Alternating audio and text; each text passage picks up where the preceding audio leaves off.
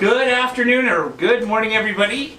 You are listening to K-Talk Radio 1640 AM. This is the show, Utah Home Sweet Home, and I've got a very special guest today, Trevor Thompson. Trevor, thank you so much for joining me. Well, thank you for having me. I understand this time, I've been on the show twice before, and I think this time we're actually going to talk about what I really do with most of my time. So I'm excited to talk about flipping houses. Yes. So for those of you who are listening now, if you've ever thought about getting involved in real estate in the flipping game, you know, you watch all these television shows, these people fix and flip ugly houses and, make a great profit on each of these projects. And I don't know if there's a bigger fix and flipper in this entire state of Utah that does as many fix and flips as Trevor does. Trevor and his team, they do a lot of flips per year. And we've had Trevor on the show a couple times, but not talking about flipping, which is why he talked about a second ago. He's happy to talk about flipping finally. Yeah. and the reason we've had Trevor on the show multiple times is because Trevor's a very smart guy and knows a lot about other stuff besides flipping. So we've had him on to share basically other, like, I think we had you when the coronavirus came. Yeah, how right? did business change and how were we adjusting our business to adjust to coronavirus and pandemic life. And then the first time I was on the show, we talked about really the basics of how buyers and sellers can work with real estate agents and That's what they right. can do. So I've been a real estate agent myself for this December, I think, is 16 years. Okay. So 16 years as a real estate agent. I spent 4 years as a property manager dealing with rentals and tenants and leasing. And then for the last about 5.5 years now, I've been wholesaling or flipping houses. Gotcha. Okay, yes, perfect. So you've got an array of knowledge of everything, but we're going to dive into the flipping business. So right now, it's funny, my wife was actually watching one of those shows last night on HGTV. I walked past the television and it was pretty dramatic because they bought this flip that the back end of the house was sitting on faulty foundation. So they brought this tractor, knocked that addition off, right? The whole addition? The whole addition. Wow. Yeah. And so then, the show, they go to bed, hey, great job everyone, tomorrow, demo's done, tomorrow we get to put this house back together. Then the next morning, they show up to the project and the house has fallen over. That's completely flat to the ground. And so it's very dramatic. But I have to imagine, having worked in entertainment for years and years, that was they probably were planning on knocking the house down anyway when they purchased it. And it made for a great television show to watch it get knocked down, or to watch it fall down, right? Like, you didn't watch it fall down, but you showed. They probably had cameras on it. Yeah. No, you're right. If you're watching a television show, you should expect that everything you see is planned and thought out ahead of time. Yes. Very little happens on the fly. Yes, I agree. In fact, you were on television with Britney Spears. Oh, thank you for bringing that up. That has nothing to do with houses. Trevor and Britney Spears were on MTV together. Yeah, that right? Was many years ago. Yeah. So, anyways, back to flipping. So, Trevor, if you don't mind sharing with the listeners out there, if they wanted to get involved in doing their very first fix and flip, just from a standpoint, let's say your son came to you and said, Dad, I want to flip my first property. What should I do? Do you have any tips? We get asked this question a lot, and I come from a very conservative spot where I don't think I've ever participated in a flip project solo, even now. Even with the experience that I have, the number of houses I've remodeled, overseen, all that kind of stuff. I don't think I've ever done one alone because I've always had partners that are more experienced than me to do it. So I think my advice would come down along the lines of, I think you're much better off to involve yourself with someone who is doing it and who is good at it. We see people who will come in and they buy a house all excited, they spend way too much money, and when they sell the house, even if they turn a profit, it was so much work that they get gun shy and they never do it again. Right. Okay? So for myself personally, I do put some of my own money on the line in cash, but rarely do I ever spend my own personal money when I'm participating in a flip project. So to be clear, and for the audience also, Yeah. most of the time I participate, number one, as a real estate agent. Yes. Okay? But also as a partner that shares in the profits. Yes. Because I'm usually the guy that goes out to the house, I meet with the seller, I present options to them, and I'm the guy who actually signs the purchase agreements and purchases the house. Gotcha. But most of the time, I'm buying that property in conjunction with another entity or a business or partners that the large majority of our funds is either coming from my partners or a hard or private money lender. Got it. So I would say as much as I do, you'd probably be surprised. I rarely use any of my own cash. I'm jealous with my own cash. Very smart, because then your return is infinite, right? If you don't have your own cash in there and you still make a return, that was a great investment. Well, personally, my risk is very, very small. Yeah. But, I mean, the reason I am still in the game is because I've never been taken out with a huge loss. Yes. So back to your original question, if somebody came to me and said, Trevor, how do I do it? I would tell somebody the very most important thing to do is to have a consistent lead source of how you're finding properties that are good opportunities. I can't remember the last time I bought a house that was on the open market, like on the multiple listing service. Yeah. That said, I buy houses from real estate agents all the time. There's a lot of real estate agents that know that I buy. Gotcha. We do mail, we do door hangers, we contact people directly, we cold call a little bit. I don't do that personally, but we have two employees in our office that cold call all the time. So one of my partners, Randall, he would say, we need to be a lot of places a lot of the time. Yes. And that's how marketing works. I mean, look at Coca-Cola and large franchises. You walk through the city and you see them all over, right? Yes, billboards, TV, magazines. Yeah, and a couple of times a month I get either somebody that I know or a family member, even extended, that I haven't seen for a couple of years, that will take a picture of my flyer or my postcard. Yes. Because it has my picture on it. Yes. Right? And they'll send it to me and tag me on Facebook, and I love that. If you get a postcard from me, take a picture, tag me on Facebook, and I'll respond and I'll make a silly joke and I'll say, "Sell me your house," something like that. But the point is, even that Facebook tag and that marketing, guess what? That's marketing. Yeah. Right? Yeah. So we want to be a lot of places a lot of the time. So again, I'm straying from the topic. Your original question: how do you get involved? My best advice is find someone who's good at it, Yes. bring value to the table, and participate in that deal as a participant so that you can watch and see and learn and grow. Yes. That's what got me into this business in the first place. Nice. Is watching people who were doing it a lot better than me. Fantastic, fantastic. I've never gotten your door hanger or flyer, but I get Josh's all the time. Remember we were at Nate's house and there was a Josh, we went and did a field trip. After. By the way, we're doing a field trip today, one of your flips, right? We are. Maybe there'll be one of your door hangers on your door. Actually, I sold a house 2 days ago, and I went to take the sign off. This is one that we own, okay? Yeah. And I went to take the sign off and take the realtor lockbox off, and one of our door hangers was on our own front door. But the reason for that is because we're targeting neighborhoods. Yes. Okay. Yes. So I guess my response is, where the heck do you live? Why am I? Yeah. not No marketing kidding. your No kidding. neighborhood? I get Josh's all the time. I seriously had like 4 Josh hangers. Yeah. So I helped Nat Borchers. You remember Nat, right? I do. Soccer player. Yep. Multiple.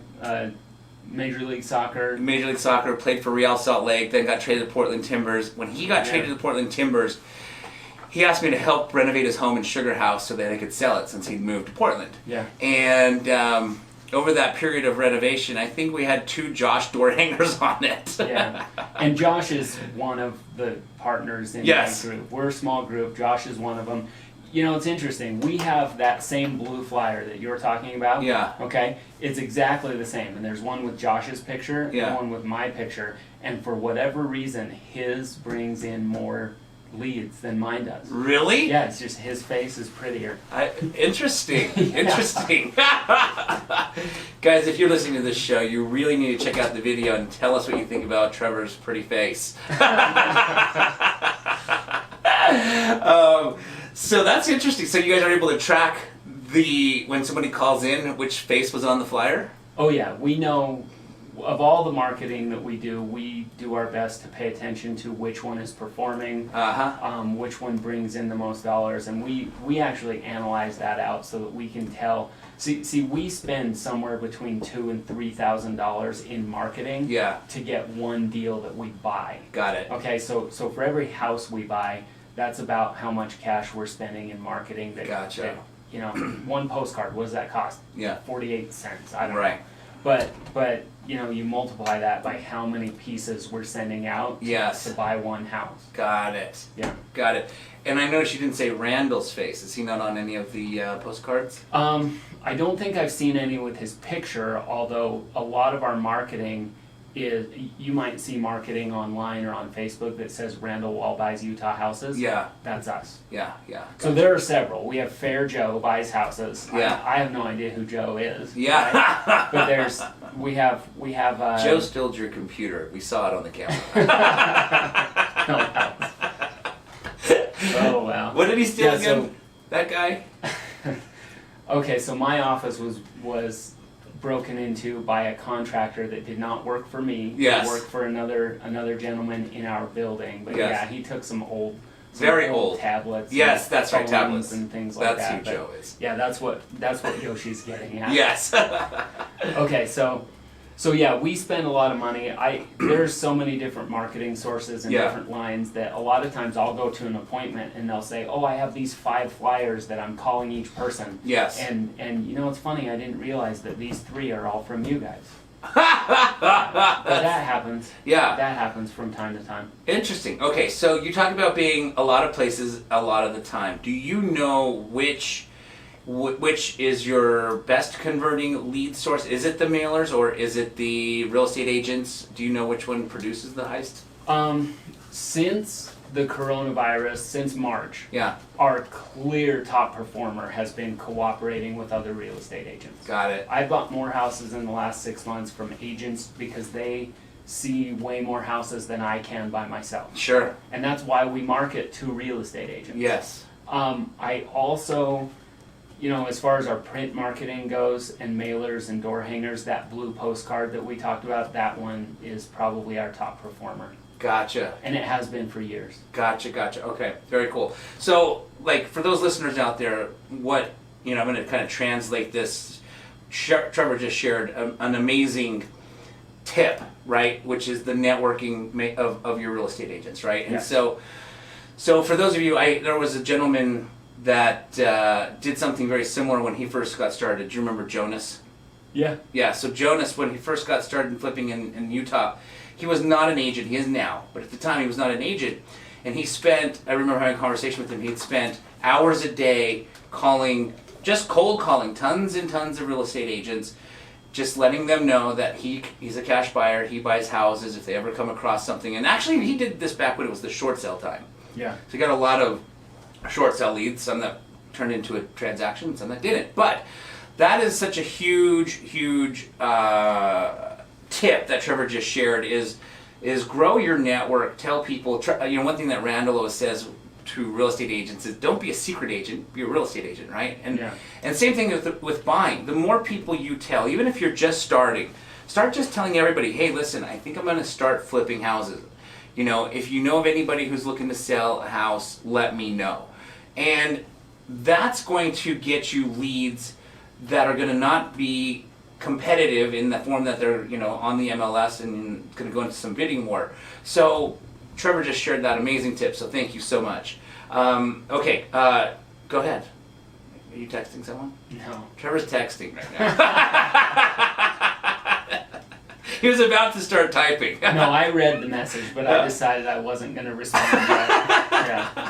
Yeah. So, Trevor, if you don't mind, okay, so lead source, you talked about a consistent flow of lead source is a great way to get started because the reality is you could have the contractors, you can have all those people in place, you could have the money, but if you don't have a deal, you're not going to flip a house, right? Yeah, and the rest of that will go away. If you're not consistently feeding your network of contractors and hard money lenders, Yes. guess what? They find business elsewhere also. Exactly. So there's a little bit of give and take on that. We have specific people that we have long-standing relationships with that we try to keep them as busy as possible so that they will continue to service or make deals with us. Right. And pay attention to the needs that we have when we buy a house. But in the last 5 years, I've never gone to Josh. Okay. I've never gone to Josh and had him say, "Oh, I'm out of money. We can't buy that one." Right. So as a buyer, not that our funds are unlimited, but if we're making good decisions and there's an opportunity in a project, we have the ability to fund it. Yeah. So right now, this week, I have 2 houses that we're buying. Oh, sorry, today's Wednesday. Today's Wednesday. Yeah. I'm sorry. Yeah. We're normally here on a Saturday. That's right. Okay. So I have 2 houses in the next 2 weeks that we're funding, and one of those, our purchase price is $230,000. Oh, nice. And the other one is I want to say 245. Gotcha. And they're fairly close together. They're both in West Valley. Okay. Right at this moment, we own property from Orem, a few in Salt Lake County. Davis County has been big for about the last 18 months to 2 years for us. And then I have one in Washington Terrace, and I think that's the furthest one north. Got it.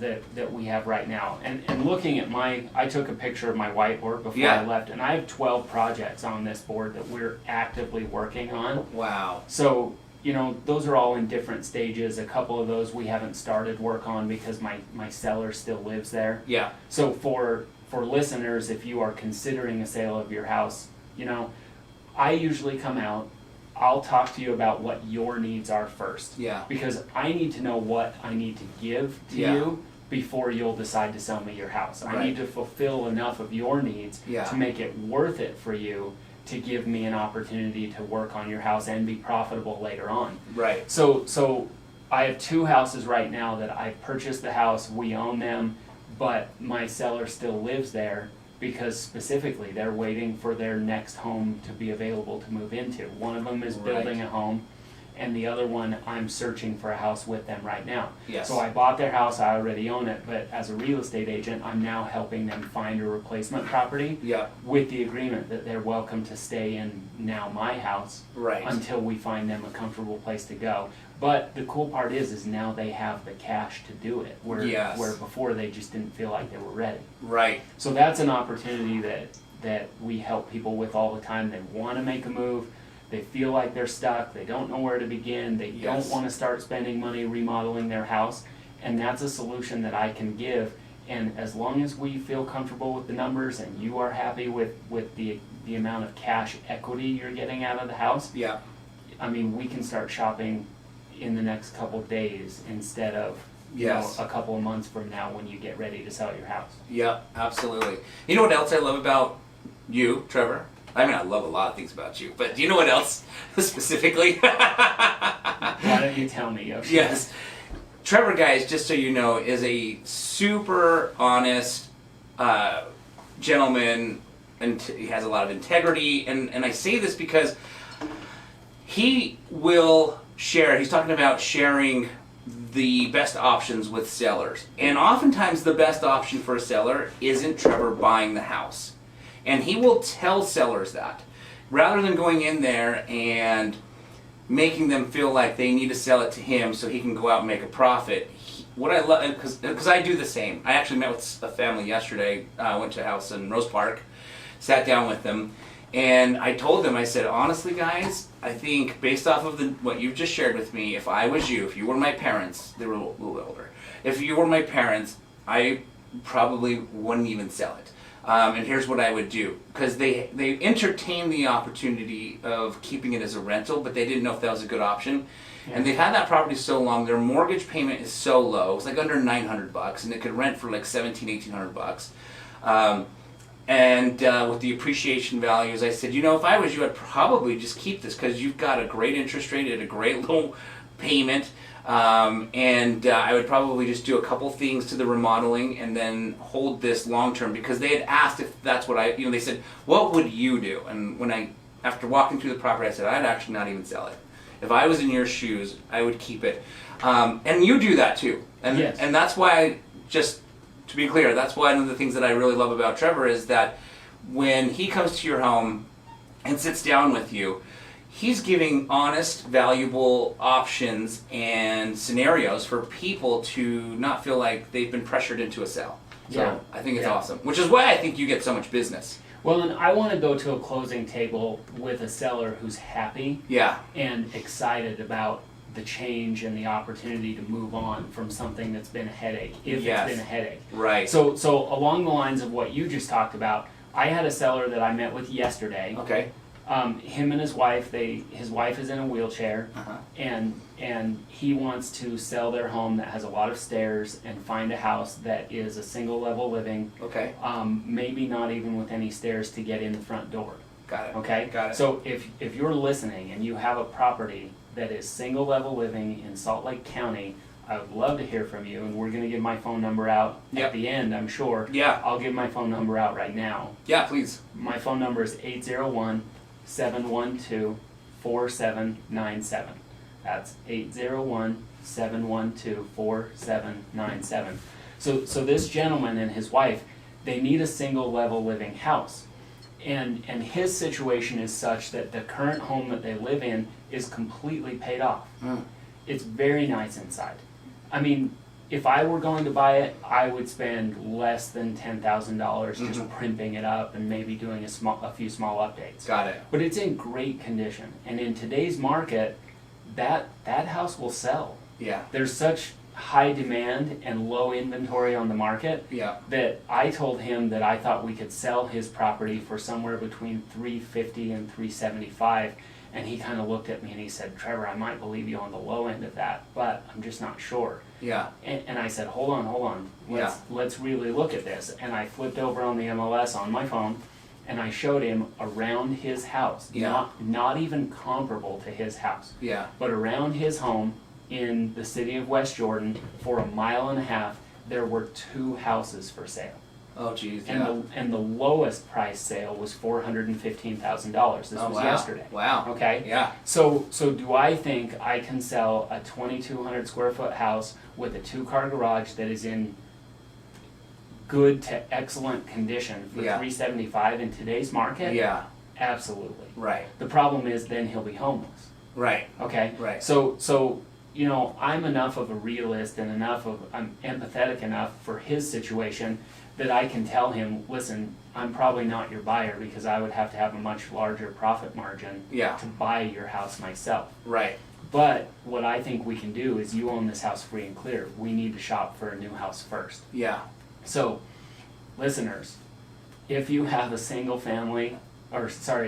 level living home in Salt Lake County, I would love to talk with you. Yes. With a ramp. Yeah, and we can buy it immediately, Yeah. and then we'll sell his house afterward. Right. Okay. Right. And Yeah. at that point, I'm acting as a real estate agent. Yeah.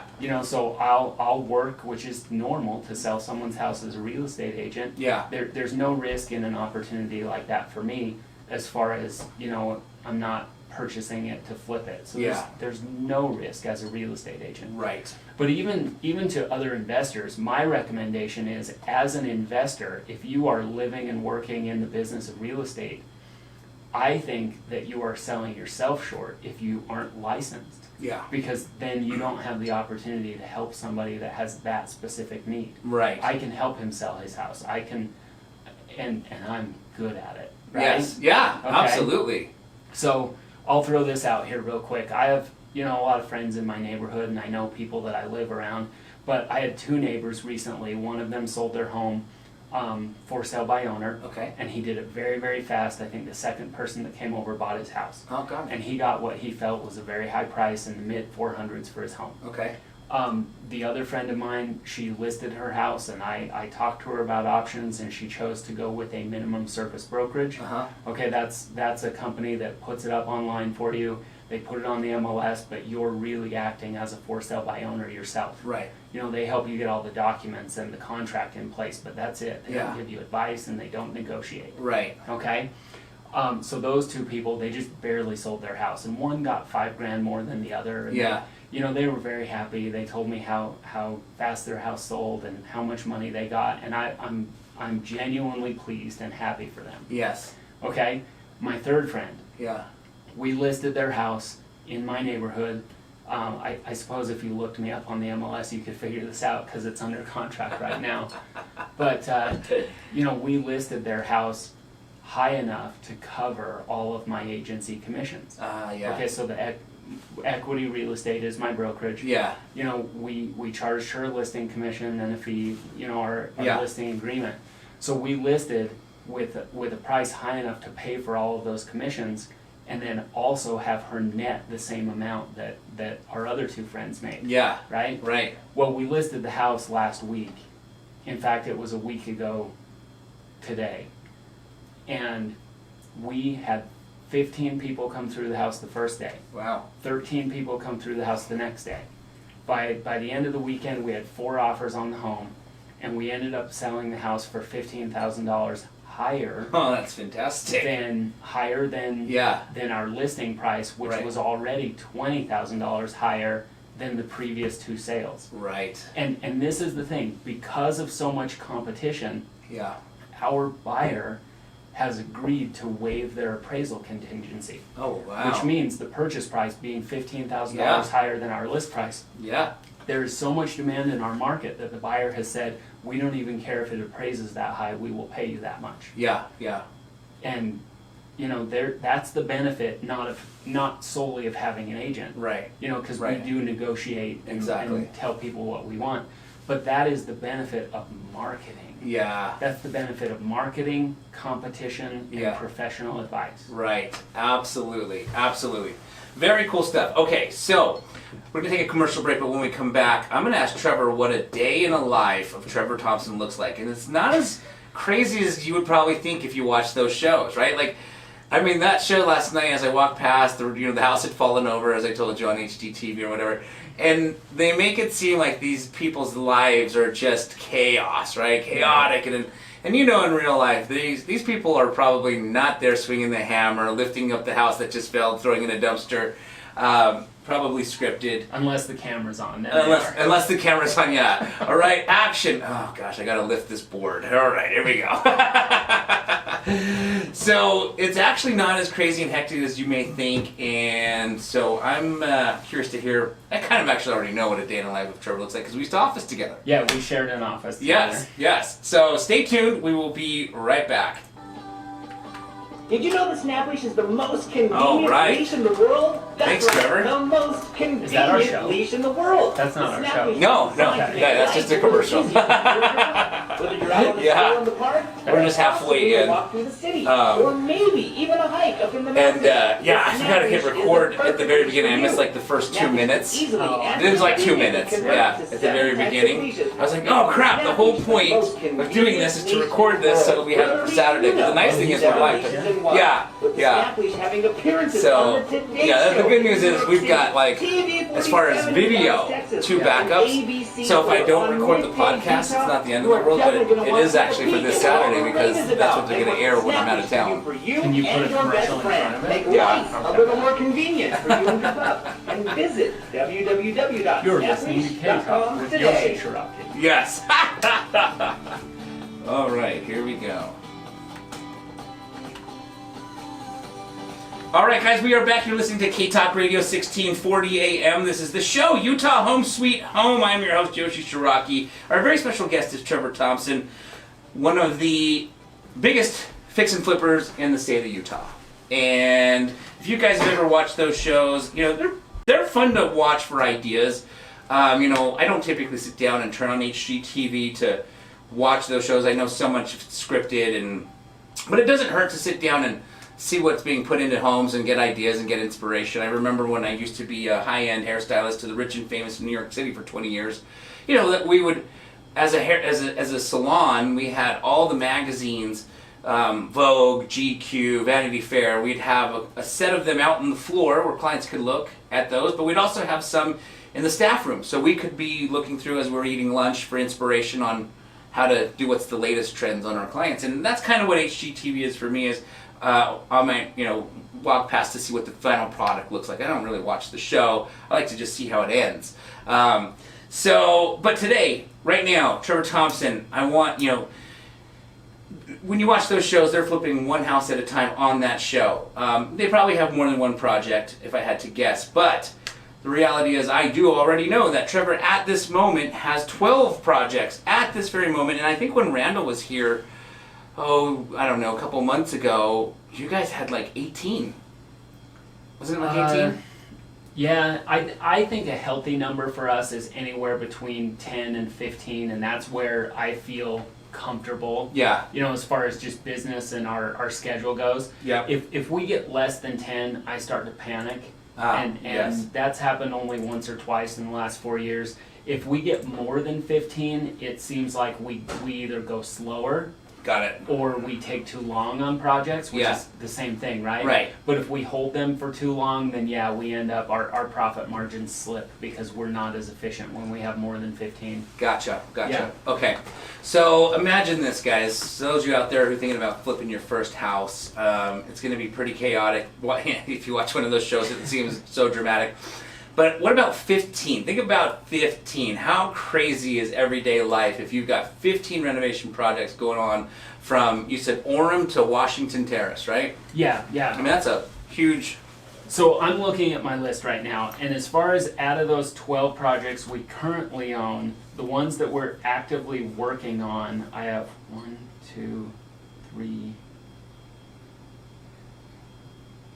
6. 6 of those I have a crew in this week. I'm going to say, because I don't know if they're there specifically today. Right. But right now, 6 of 12 we are actively working on. I have 2 houses that I haven't even taken possession of because we own it. Yeah. But my seller still lives there. They're both waiting for a house to be built in those 2 situations. And then I have 3 more that are listed. Actually, I have 3 that we own. Yeah, so 6 we're working on, 3 that are listed or under contract, and 3 that we're waiting for a seller to be able to move out. Wonderful. Okay, cool. So, if you don't mind diving into this, I'm fascinated with a day in the life of investors, big-time investors like you. I'm also fascinated with a day in the life of high-level athletes. I love asking this question to high-level athletes because a lot of them have this specific regimen where they wake up with this, and it's the same freaking breakfast every single day at the exact same time, and training's at the same time. They get this routine so that they know how their body's going to react to that, to oatmeal, and they're not guessing. Hopefully it reacts just as good to Lucky Charms, right? And so, tell us a little bit about what a day in the life of Trevor Thompson looks like as a big-time fix and flipper. You'd probably be surprised because it seems like with 12 projects going on that I would be running from house to house and things like that, but really we have good systems in place. Mm-hmm. We have contractors that do that for us. I think I stop by each house that we're working on at least once a week just so that I know the status and how close we're getting to. Because I come in really in 2 big places. I'm the first person to meet with the seller and buy it. Got it. And then I'm the person who lists the house at the end, and I market and I sell the property. Gotcha. Okay? So my day really starts the night before. The night before, any day, I pull up my calendar and I clarify and confirm what appointments that I have. Got it. So if I have 2 or 3 appointments with brand new sellers, I'm going to build the rest of my day around where I have to be. Gotcha. And that happens the night before so that I know where I'm going. Okay? Okay. The next thing that I do is I look for, I go through my emails or text messages and I go through, okay, what houses or projects are a priority for me to check on. Yeah. Okay, so right now it's 10:30. I have a survey going on at one of my houses right now in the city of Clearfield. Gotcha. Okay, so later on today, I will go verify and take a peek at that house because I want to see where the corners are marked. Yeah. This is one that there is some ambiguity. Most of the time, in fact, this is the first time I've ever done a survey. Got it. But I'm going to go look and see where my property begins and ends because we have an extra driveway on the side of my house that I think that I own, but the neighbors use it for their tenants to park on for a basement apartment. Oh, But gotcha. I'm pretty sure that's my driveway. Gotcha. And not that I want to be in a fight with the neighbors, Yeah, right? yeah. But it's its own separate parcel. Right. It's not connected to the main parcel of the property that I bought. So, if we own it, we own it. Yeah. And we're either going to deal with it, clean up the county records for future generations, Yeah. for future owners and buyers of that property. Right. Or we're going to sell it to the neighbor so he can legitimately park on his own land, Right. not on my land. Right. Okay. So people might ask, well, why is that important? Well, it's a liability concern. Yeah. If something happens on my driveway, then technically I'm liable for injuries or damages or Right. something like that. So do we care about that? Yes, we care about that. Exactly. Okay. Yes. So other than trying to figure out what my priorities are and what big pieces I need to fit into my day, Yeah. then I'm looking at, okay, office work. Right. What file do I need to process through the brokerage? Got What it. documents do I need to make sure we have available? Yeah. I check with my partners about, okay, do we have money for this project? When is closing on that project? Right. And I spend a large part of my day on the phone, either at my desk or in my car, Yeah. as you would know. Yeah. Yeah. Okay? Yeah. And other than that, I think probably the biggest draw to this lifestyle and this business for me is that number one, I set my own schedule. Yeah. Okay?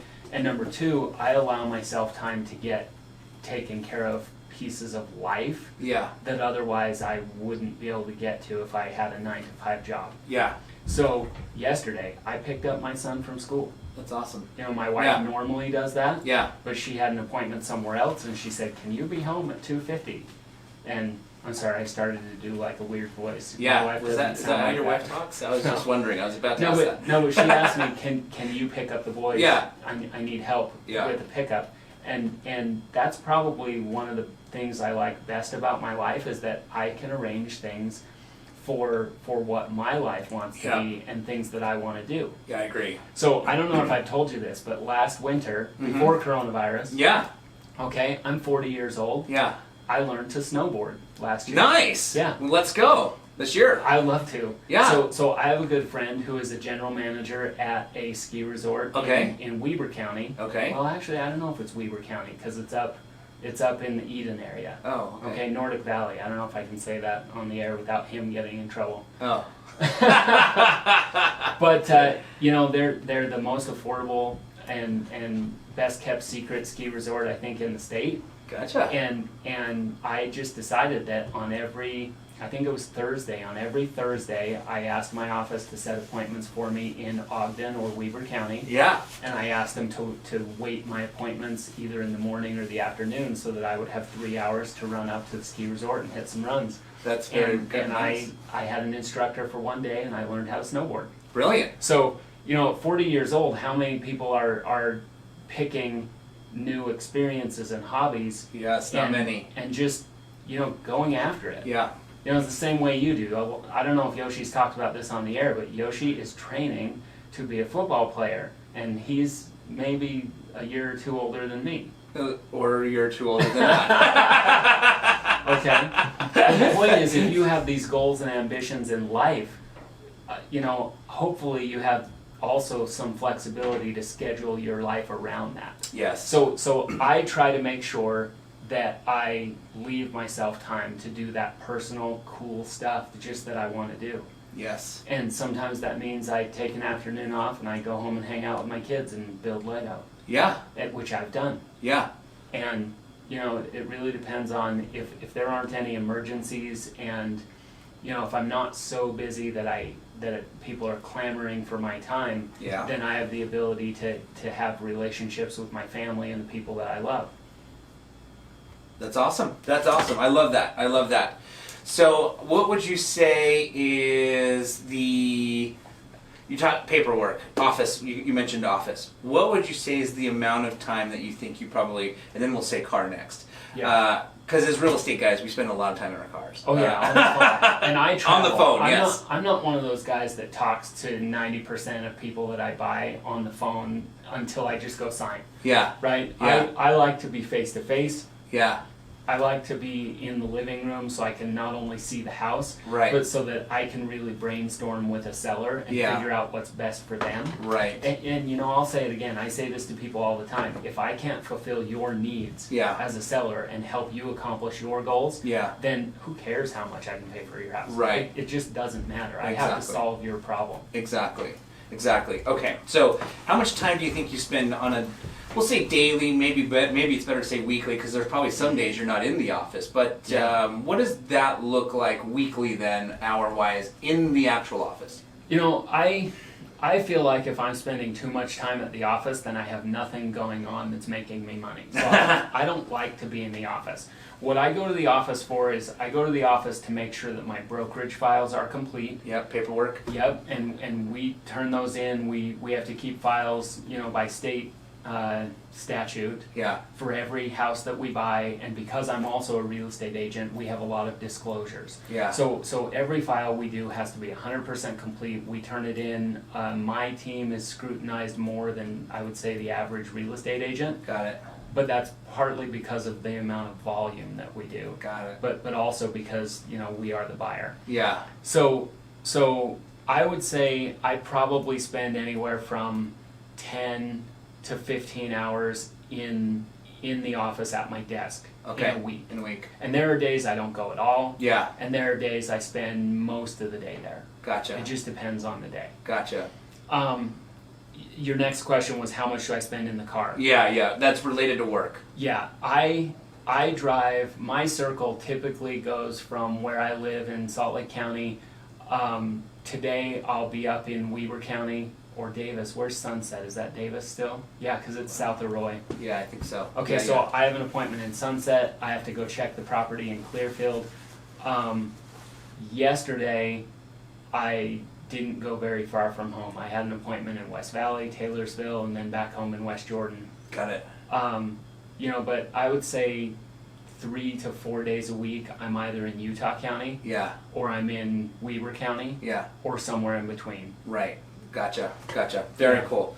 So and then during the renovations, do you actually visit the houses, or that's kind of what you do? Yeah, and not every project is created equal. Yeah. So, and it also depends on who our contractor is, because our main contractor, I don't have to follow up on him very much. Okay. We're actually going to go see one of his properties Oh, nice. today. Yeah. So in the video, if you watch the video later on, Yeah. you'll see a project that last time I was at this house was probably 2.5 weeks ago. Gotcha. So not one that I go to all the time. Okay. The one house in Washington Terrace, I am going to go up there today because last night I got a phone call at 10 o'clock from the neighbor that the fire department was at my house. Oh. And that's a I good don't know call. why yet. Yeah. But, you know, part of the reason I bring that up is, yes, I got notice that we had the fire department at our house. And Yeah. I asked the neighbor, is it on fire? Yeah. No, it wasn't on fire. Thank goodness. What's wrong? There's some alarm going off inside. So it's Yeah. either a smoke detector or a carbon monoxide detector, which could be faulty, could be low battery, could be there's Right. carbon monoxide in the house. Yeah. But what I do as a project manager, I'll Yeah. call myself at this point, Yeah. I contact the contractor, say, hey, something's wrong. When was the last time you were there? Yeah. And he said, I was working there today, Yeah. meaning yesterday, Yeah. and I'm going back at 7 a.m. tomorrow morning. Got it. I said, okay, well, the fire department came over, but they didn't bust in a window or a door. Yeah. Okay, they didn't have cause to actually enter the property forcefully, Yeah. so we'll probably just wait. Gotcha. Now with the neighbor, I did give him access to the property with our contractor code. Oh. Yeah. Okay, so that if he felt comfortable, Yeah. and I told him, if you feel comfortable, go open the door, go walk through it, and just see if anything's wrong. Yeah. But otherwise, we'll be there tomorrow. Yeah. And honestly, that was the last message. So I assume nothing's wrong. Yeah. I could be wrong, but Yeah. but I learned this as a property manager. There are very few things that actually demand your attention to get up and drive somewhere in the middle of the night. Yes, I agree. Yeah.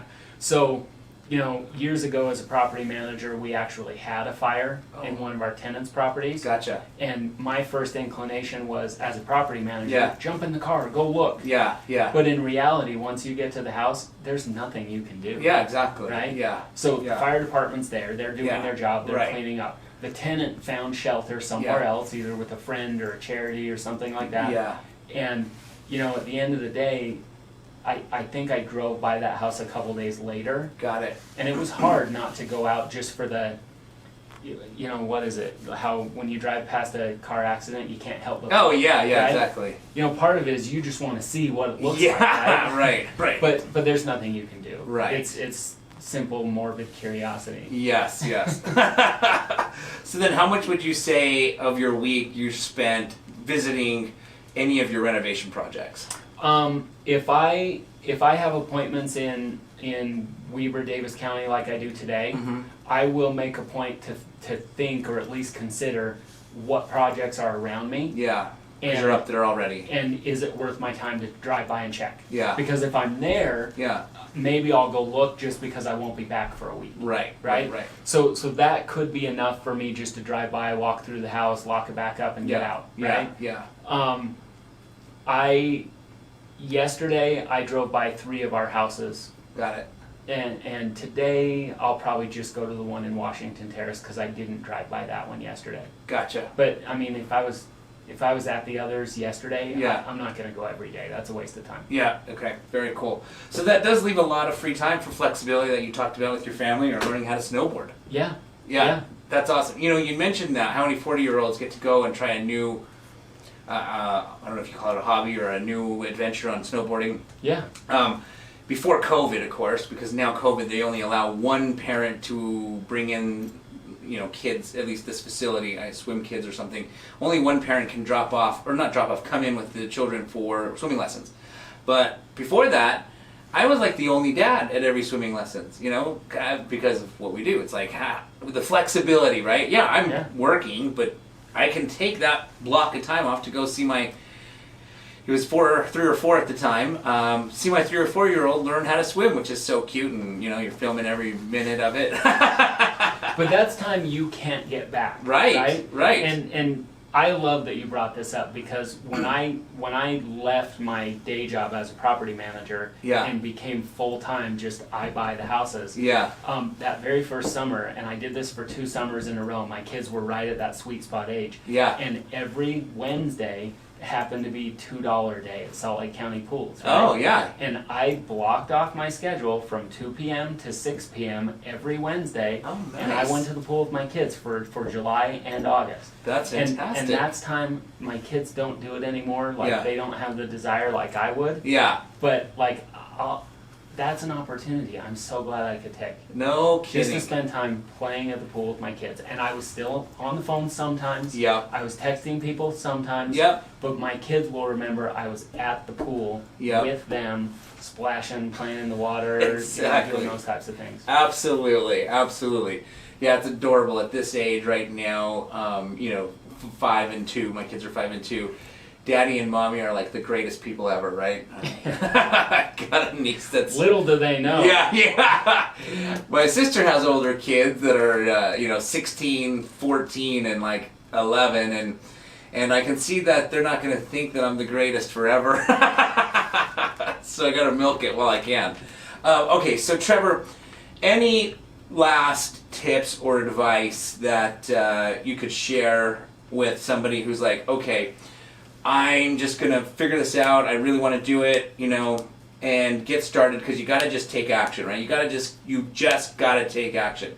Any tips or advice for people out there who want to just flip their first house? Yeah, and this is not rocket science. Find someone who's really good at it and ask advice. That doesn't mean you have to be partners. Right. That doesn't mean they're going to steal the deal from you. Yeah. But of the people that I know of over the last 8 years who have been either taken advantage of or gotten in way over their heads, most of the time it stems from they jumped into a deal that they didn't have the experience to deal with, and they were so worried that somebody might take it or jump in front of them that they didn't ask questions that could have saved them a lot of heartache and cash later on. Got it. Okay? So So real estate investment clubs are a very good source to learn inexpensively. The Salt Lake Real Estate Investors Association, I've been a member for 6 or 7 years. Yep. You know, for $150 a year membership fee, you get to attend 12 monthly meetings. There are luncheons. There are opportunities to meet, learn from, and network with other investors who are doing it here in our city, not on TV, not in Tulsa, not in, you know, wherever those shows are. Yeah, exactly. I would say talk to and meet people who are doing it. Right. Okay? Okay. So that, I think, is number one. The second thing is, don't be afraid to join forces with somebody who's good at it. If you called, how many projects are you working on, Yoshi? Right now we've just got one. Okay. And you typically do one, maybe two at a time, right? Exactly. And that's the bandwidth. You're a very busy guy, you're a TV personality, you're a radio guy, you know, you're also training with the football team, which is wonderful. Yeah. But this is, you know, I don't want to like be insulting and describe it as a hobby for you, because I know you're very good at what you do. Oh, thank you. Okay? Thank you.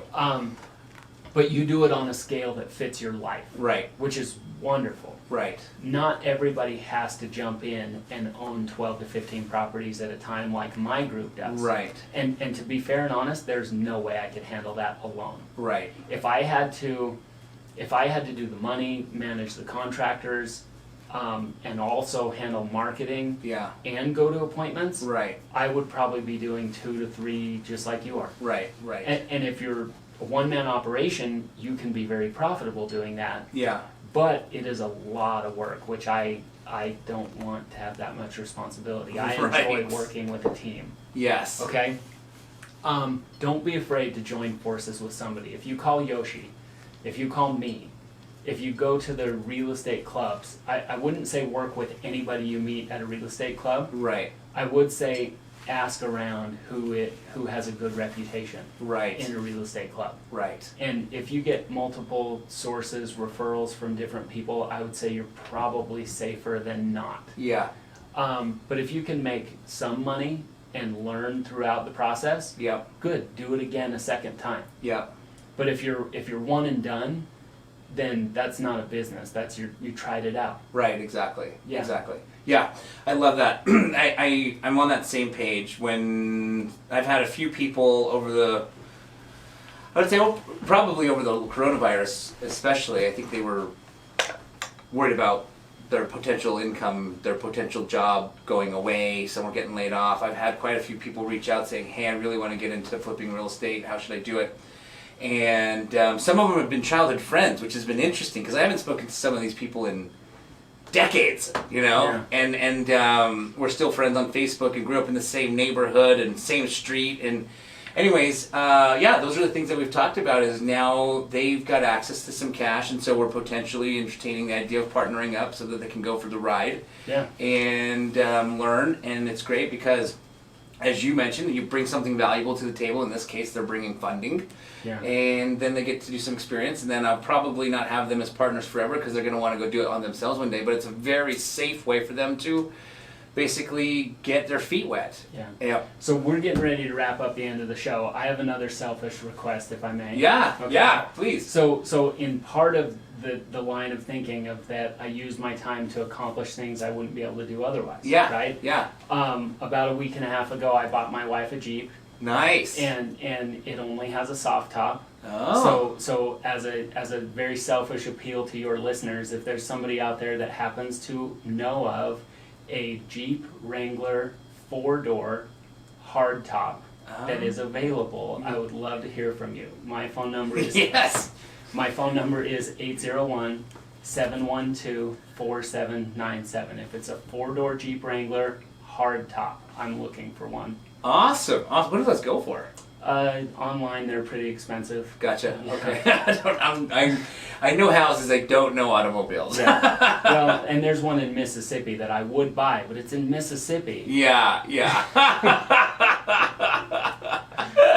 Gotcha. So, yeah, I think what we'll do then is share your phone number one more time, Trevor, for anybody out there. I know you just shared it in regards to the car, but for anyone out there who's thinking about selling a house and wants to kind of get to know their options, shop buyers around. Like I tell people, you know, shop buyers, right? Hypothetically. So if you don't like, you know, potentially what somebody's offering you, you don't have to take it. Keep off, you know, looking at other potential people. So again, if you could share your number one more time. Yeah, my phone number, this is my cell phone number, so you know, use it nicely. Yeah. 801-712-4797. I would love to talk to you about your home, you know, see what makes sense for you. Yeah.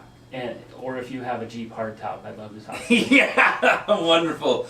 Wonderful. Well, thank you so much, Trevor, for joining me today on the show, talking about fixing and flipping houses. For any of you out there who've ever thought about doing it and you missed this show, please go to www.utahhomesweethome.com. That is our website. Scroll down to the bottom. You'll see the YouTube link, because we film every episode so that you can rewatch them or re-listen to them there on our website or our social media platforms.